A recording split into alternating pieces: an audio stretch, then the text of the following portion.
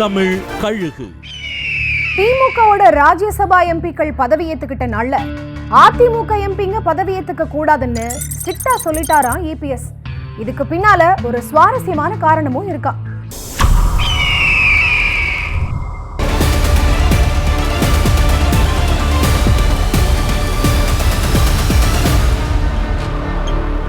ராஜ்யசபால காலியா இருந்த இடங்களுக்கு கமல் உட்பட 4 திமுக எம்பிங்க வெள்ளிக்கிழமை பதவி ஏத்துக்கிட்டாங்க. அதுக்கு வழக்கறிஞர் வில்சன் தான் முக்கிய காரணமா.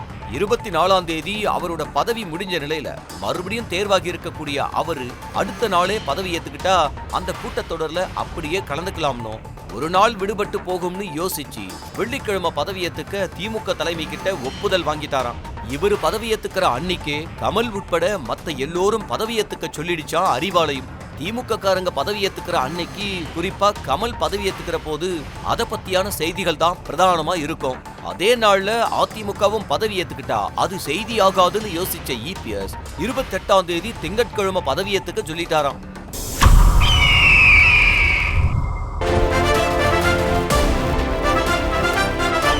நியூஸ் தமிழ் கழுகு.